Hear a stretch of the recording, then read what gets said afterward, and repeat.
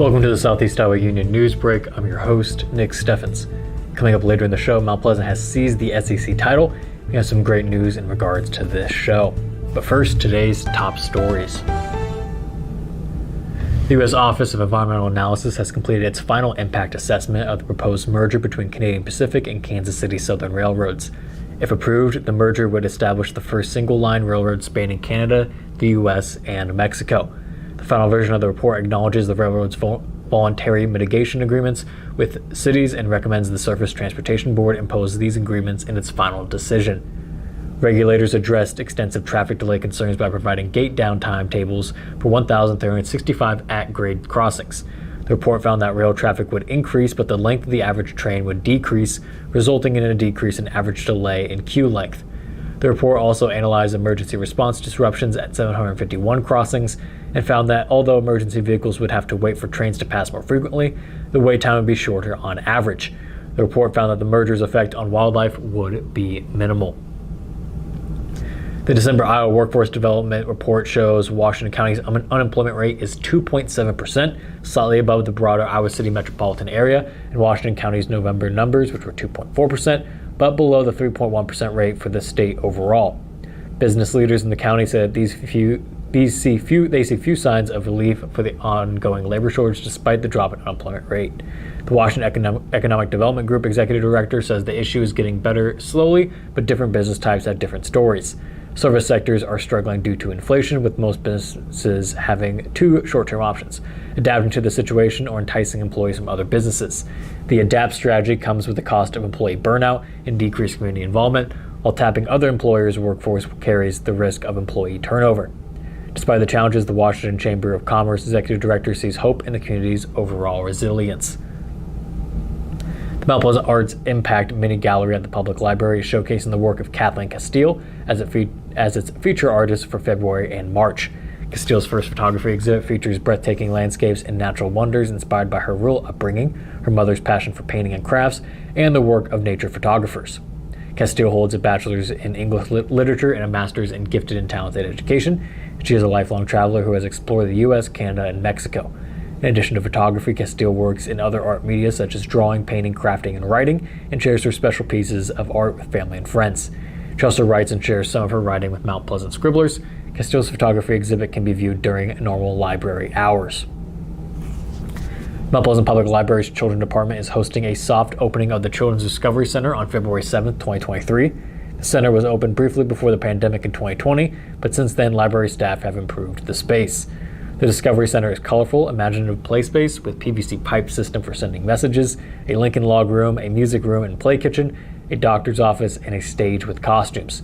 The center is intended for children from toddlers to elementary school aged, and there will be more science-based activities for 3rd to 5th graders in a locked room. The Discovery Center will open on Tuesdays from noon to 2 p.m. and Fridays 10 a.m. to noon, and is free to use. Children 8 and under must be accompanied by an adult or responsible person over 14. The entrance is located between the Wisdom Quest building and the library, and patrons can follow a colorful path to the door. The sign will change to reflect the name at Children's Discovery Center. The Southeast Iowa Union was recognized 8 times by the Iowa Newspaper Association Thursday night as the organization announced results from its 2023 Better Newspaper contests. The paper achieved top 3 finishes in each of the following categories for the daily Class 1 division. First place, Best Newspaper Website.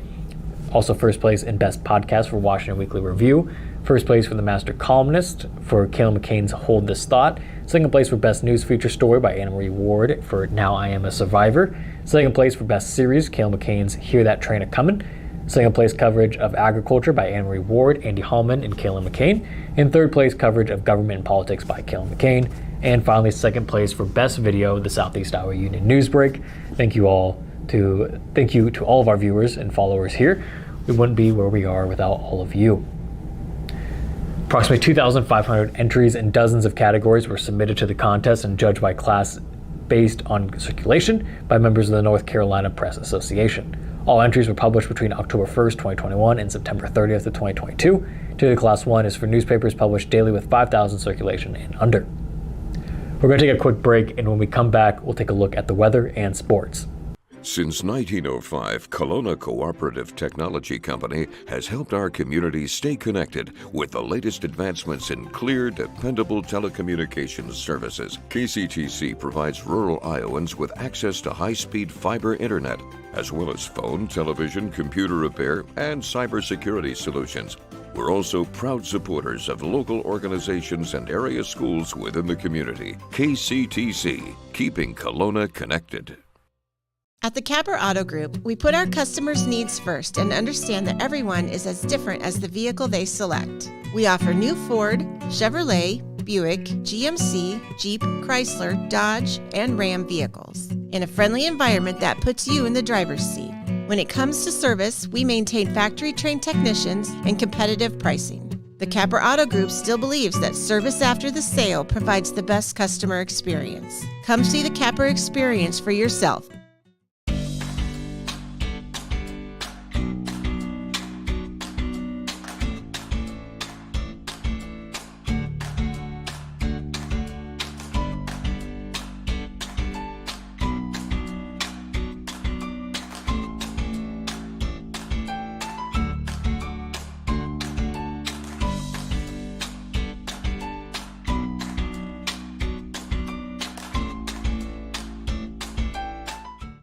Hospice isn't a place, it's a type of care that focuses on living. Servicing a 7-county area, the Hospice of Washington County staff of nurses, social work, hospice aides, spiritual and grief support, volunteers, music and massage therapists are able to provide free end-of-life care where the patient lives. We write wills, give consent for organ donation, but rarely is there a plan for what we would want the final phase of our lives. At Hospice of Washington County, we encourage our patients to be in charge of their healthcare decisions while maintaining quality of life. Welcome back to Newsbreak. I'm your host, Nick Steffens. We have your 5-day forecast coming up, but first, obituaries. Janet Fritz of Brighton passed away on February 2nd at the age of 83. Arrangements are pending at Gold Funeral Home. Francis L. Barr of Mount Pleasant passed away on February 1st at the age of 91. The funeral service will be held at 1:30 p.m. February 8th at the First United Methodist Church. Kimsey Funeral Home is in charge of the arrangements. Robert John Rygard of Keosauqua passed away on February 2nd at the age of 66. A celebration of life will be held from 3 to 6 p.m. at Bob's Little Red Barn. Those obituaries, it is now time for the weather. Today we cracked the 50-degree mark with a high of 52 and cloudy skies. Tomorrow it'll be cooler with a high of 44 and partly cloudy skies. On Wednesday, there was a 50% chance of rain in the evening with a high of 49. There's a 70% chance that rain will carry over into Thursday and the high will stay 49. And finally, it'll be partly cloudy and 42 on Friday. We're going to take another quick break, and when we come back, we'll take a look at the local basketball games from last Friday. Federation Bank is a locally owned bank providing award-winning customer service. We believe that we are more than just a federation of banks, but a federation of communities, serving Brighton, Richland, Wellman, and Washington, Iowa. Federation Bank's highly skilled staff is here to make sure you are able to accomplish your personal and professional goals, whatever they may be. Federation Bank, your family bank. Tammy takes the time and has the personal interest in each one of us. I don't worry about what's going to happen because I know my policy is taken care of. She pulls what I need and puts it together, which is the program I get from her. Every year she calls around September or so and says, there's changes again, and I'm going to do the best thing for you. It's been perfect. She does a great job. Family owned and operated by Andy and Sarah Ross. Ross Auto has been your vehicle repair and maintenance headquarters since 1935. We specialize in all makes of cars and light-duty trucks. With our variety of available services, let us help you keep rolling and your vehicle operating efficiently. Services include general auto repair, alignments, brakes, fuel injection, and more. Schedule your appointment today at 319-653-5656. That's 319-653-5656.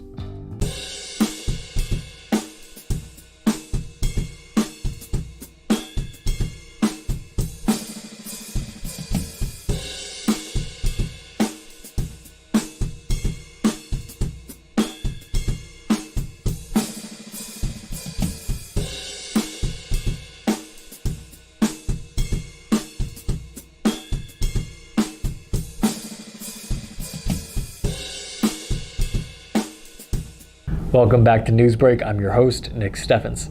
It is now time for sports. Sports, brought to you by Fairway.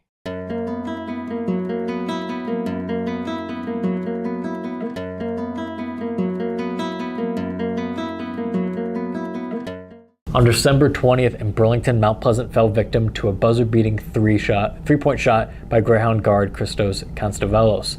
Konstavelos gave his team a 2-point win and cast a shadow over the Panthers' conference championship dreams. On Thursday night in Mount Pleasant, the 9th-ranked Panthers made sure the Greyhounds were never in position to burn them again. Mount Pleasant led start to finish, beating the Greyhounds 67-57 in a game that decided the 2022-23 Southeast Conference title. The Panthers' first time since the back end of a three-peat in 2017-2018. Higgins finished with 20 points, 9 rebounds, and 4 assists to lead Mount Pleasant. Amos and Nate Nashon each had 13 points. Stroud finished with 11, and Van Sickle added 10. Mount Pleasant is now 16-3 overall. The Panthers are 9-1 in SEC play, 2 games above Burlington and Washington with only 1 left to go. The Panthers play a non-conference home game against Ottumwa on Monday. Both Washington boys and girls basketball were in action on Friday night as the 2 squads battled with Fort Madison. The Demon boys were winners against the Bloodhounds, taking the Southeast Conference bout 71-64. After trading buckets back and forth throughout the first quarter, Washington led by just 1 heading into the second. The Demons only got better in the second period as they held the Bloodhounds to 9 points while scoring 18 of their own for a 36-26 halftime lead. Washington continued to hold on to its lead after the third period as the lead favored the Demons 55-49. In the fourth, Fort Madison clawed back. The Bloodhounds cut the lead down to 1 at 57-56, but Washington was able to hang on from the free throw line down the stretch. On the girls' side, the Demons came up short with a 43-34 loss to the Bloodhounds. Fort Madison jumped out to a 19-10 lead after the first quarter. Washington bounced back to take the next 2 quarters 11-8 and 11-10. The Demons were down by just 6 at the half, 27-21, and 5 heading into the fourth, 37-32. In the fourth, the Demons couldn't keep the momentum going as Fort Madison held down to just 2 points to steal the win.